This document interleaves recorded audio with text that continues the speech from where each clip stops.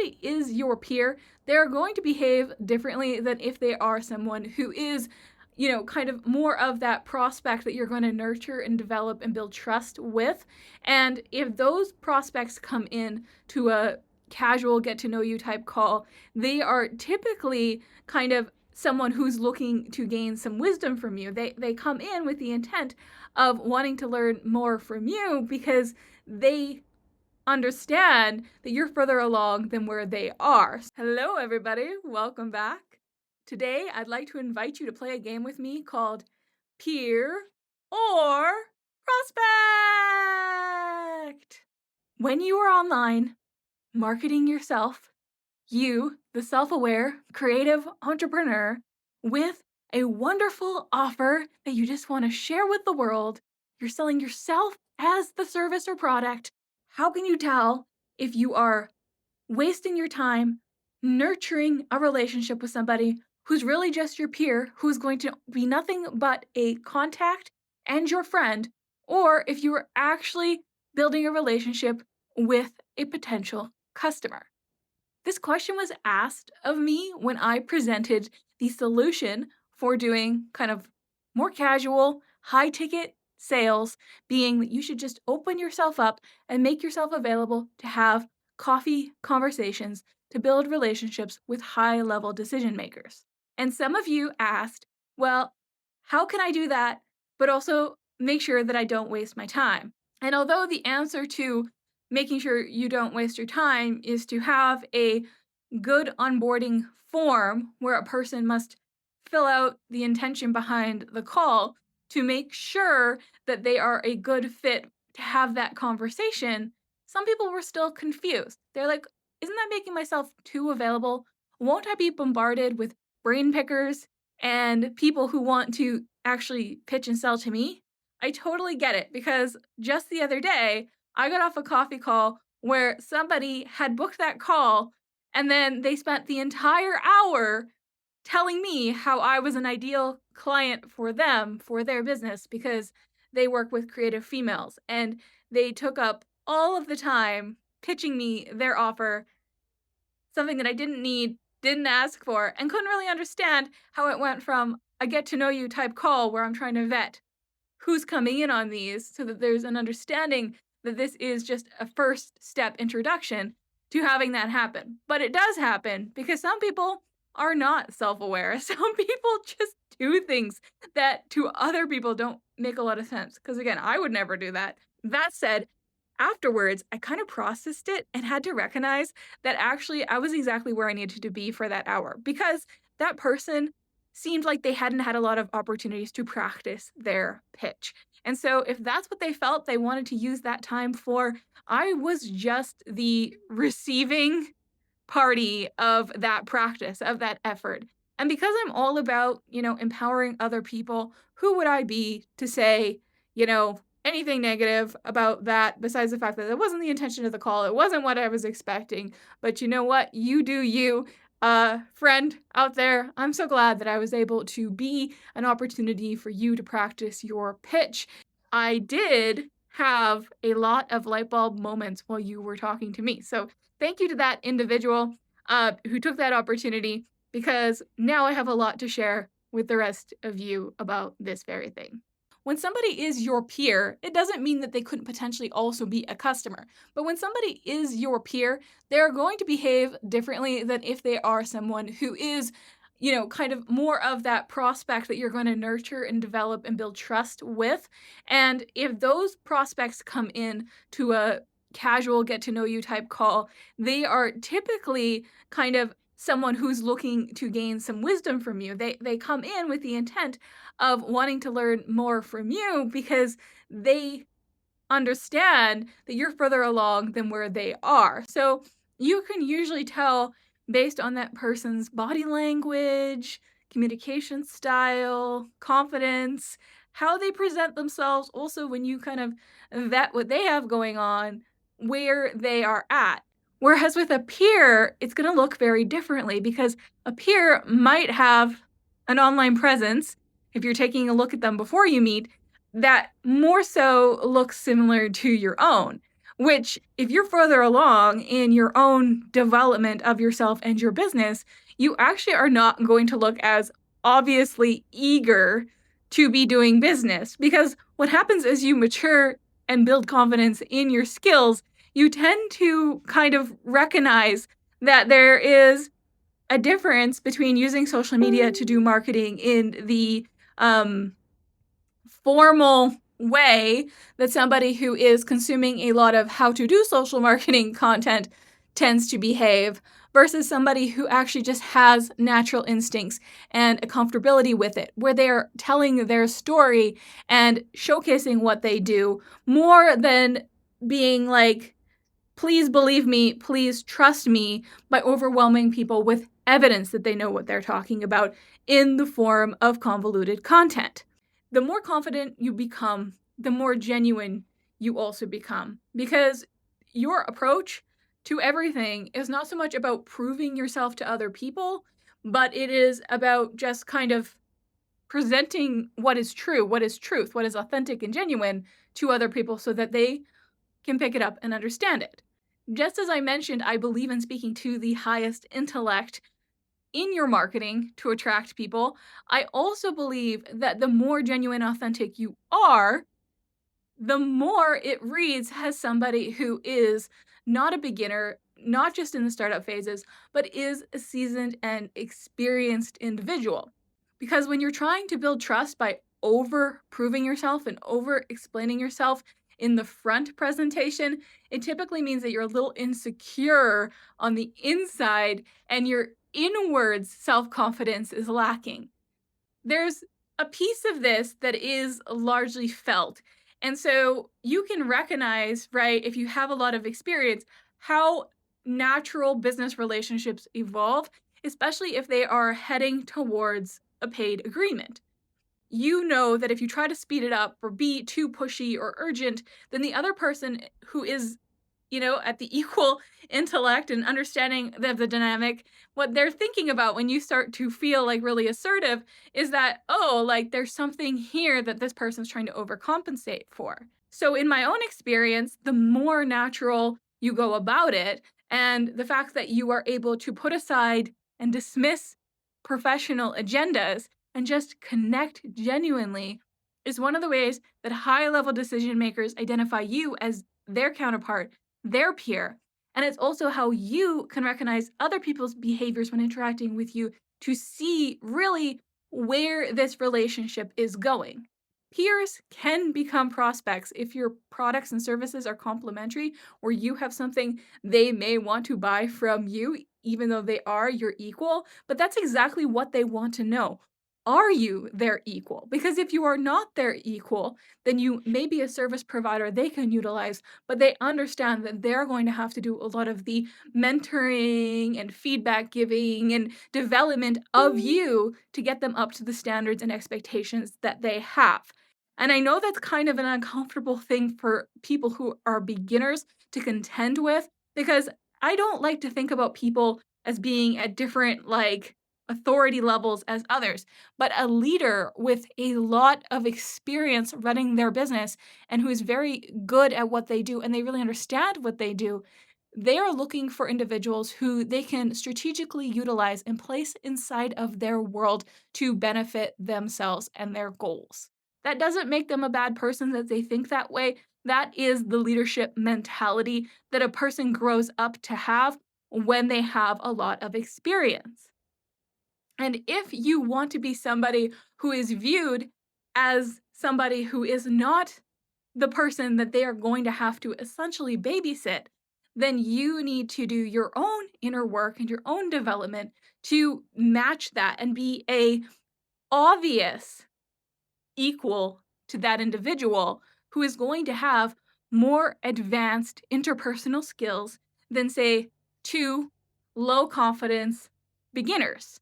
The other piece of that, right, because we are identifying who we should be selling to and who is possibly actually just coming and trying to sell to us. Are they a peer? Are they a prospect, right? We're trying to sort that out. If somebody is a peer, they will be receptive to the slow evolution of a connection, of a relationship, to just see how it evolves. Maybe you're going to buy from each other. Maybe you're going to refer each other. Maybe you're just going to support each other, but you're not trying to push the agenda forward because neither of you are desperate for anything to happen. Whereas if you're dealing with a prospect, they're either coming to you immediately being like, I have this problem, I heard you could solve it.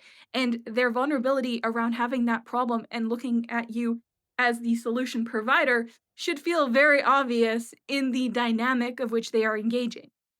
If that's not immediately obvious and they are behaving in a way that seems like they are confused about what's happening, then that is your responsibility to move yourself into the leadership position of that interaction and then set the expectations and standards and also be a safe person at that point. So you're not dominating them, but you're actually open to see how things proceed because we're all people and we do feel nervous and intimidated at times. And sometimes meeting new people can bring up some activated anxieties, especially when a person is trying to find their confidence or looking for support from another individual. It can feel really, you know, raw. It can feel really vulnerable. It can feel like, okay, I am putting myself out there and this is uncomfortable for me. You, as the person who wants to present themselves in the best possible way, you have to read other people's body language, behavior, actions, and do your own work to kind of pre vet and prepare yourself for that interaction so that you can actually match the energy of what that is supposed to be, is what that dynamic is supposed to look like, right? And you should know in advance to any conversations that you're having around business, really what you want to be getting out of it. And you should know in yourself after looking at the other individual, are they a peer or a prospect? Or at this point in time, I don't know. So I'm going to come forward with no agenda whatsoever and see how things evolve. Because the last thing I want to do in those situations is be anything but the open individual prepared to receive whatever comes from that initial first interaction. You got to be mindful also of any scarcity motivations that you may have that will translate as a form of desperation and over eagerness that that other person may not be ready for. What I mean by that is you may really need it to be a prospect and you may need it to convert because you have the need for money. We all have the need for money. And you may recognize that that person, from how they're presenting themselves, might have the money. And they may also have a need for you. But be very careful there. And I could say that I've experienced this to some extent. When you are somebody that other people perceive as successful, you get asked for favors a lot. And you are being offered people's services quite frequently. And there is a lot of pressure on you, especially if you're trying to be generous and you're trying to be empowering and lead people in a holistic manner. There's a lot of pressure on you all of the time. And your spidey senses are super high as to the fact that there is an imbalance in power dynamic in most of your interactions if people are constantly coming for you looking for something from you. So, high level decision makers read that really quickly, and it's why a lot of people struggle to get those higher paying opportunities because, whether they mean to or not, their own desperation, their own scarcity, their own motivations to prove themselves and impress this person, they kind of stink up the room. And if you don't want to be doing that, then the best possible thing you can do is surrender all expectations. Leave expectations at the door and recognize that higher quality relationships happen at a natural pace, not a forced pace. And although a lot of people who teach sales might teach you tactics to try to speed things along and manipulate them in your favor, those only work when you're dealing with somebody who is more vulnerable and less intellectually aware than yourself. So it may work with somebody who is vulnerable to that, but if you're trying to build trust with somebody who is a respected leader in a decision-making position, that is the first thing they are going to see in you as a weakness. And if you're in that position, you're also going to notice if they are going to go ahead and hire you, the experience of that is going to feel a lot like kind of resistant or down boy, calm down, because they get a lot of people coming at them with that golden retriever energy, that eager beaver energy. You want to kind of manage that and you want to show that you're like, okay, I could sit at the same table as you. I understand how we are vibing, how we are proceeding, and be very patient to allow them to make decisions on their own time. In fact, having to be someone who is in both of these positions of being a prospect and a peer, and also try to figure out how to sell myself, I have learned this. I've had to learn this through experience from my own experience of being the person who is selling and being hired, working inside of other people's businesses in a very specific role, as well as the person who has hired other people as contractors and has my own employees. This is something that I have had to learn myself. Most people are not natural leaders. Great leaders come from experience leading. That said, when I have found myself in any of those positions, the times where it has felt the most organic and aligned, that things are moving along in the way that they should, is when there is an authentic and genuine connection prioritized first. You're taking the time to find some room in your heart for that person, and not just to understand them in regards to the agenda at hand, but to think about them and how you can understand what their goals are, and then get that little boost in yourself by being someone who empowers another person and helps them achieve that goal. If you skip the step of connecting, then that motivator, that care, that hoping that the best outcome for you happens to you doesn't exist. Then they can easily dismiss you and move on. Loyalty and trust do not come out of thin air, and they don't come from a brilliant social media post positioning yourself as an expert. For self aware, intelligent people, that is built over time and through mutual understanding and growing affection. Affection that grows on its own timeline, not the one that's trying to be forced or manipulated onto that relationship. So take that wisdom, if you will, and remember that whether somebody is a prospect, someone you can connect with, warm up, and convert into a customer for yourself, or if that person is a peer, which is somebody who may not buy from you, but who wants the best for you, and therefore they might put their neck out and refer you to other people, growing your business that way, or offer something to you as far as just genuine peer support that will be invaluable to you to get you to a point where you are able to achieve your goals. Taking that time to be available for another person should not be viewed as wasted time just because you don't get what you want. And when people are asking, well, how can I tell if somebody is my peer or is my prospect? I would bounce that back to them. There are ways to tell, and you should do the work to identify it so you know what you are getting into for your own sanity, and to make sure that you take responsibility for doing that beforehand so you don't walk away from those meetings feeling like somebody took something from you, something precious, your time, which a lot of us value highly. But that said, that mindset alone needs to be managed with an understanding that regardless of what that's going to be, we always win when we leave people better than we found them.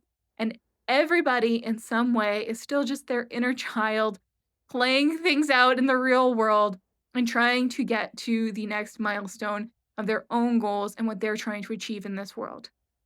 Managing yourself is all you can do, and keeping these things in mind while you patiently wait for the right opportunities to come into alignment with you. Thank you so much for watching until the end. Please let me know if anything here hits you in the heart or if you have follow-up questions. Every comment helps my channel. which is still just a precious little baby, so it really needs that nurturing love and care. So leaving your comments and liking the video and maybe sharing it with someone else is a great way to say thank you if you found this useful at all. But besides that, if you want to go deeper with me and you want to have these in depth conversations, please come and join me in my Facebook group, Enlightened Entrepreneurs. Enlightened Entrepreneurs is for the creative, self aware, freedom seeking individuals. You can be at any experience level because we welcome you with open arms. It is a very positive and nurturing space. If you happen to join from watching this video or any other videos on this channel, please let me know because I'd like to know who is finding us from YouTube. And yeah, that's where you'll see me. That's where you can ask me questions. That's where I am spending a lot of my time. Thanks for watching until the end. Take care. Bye.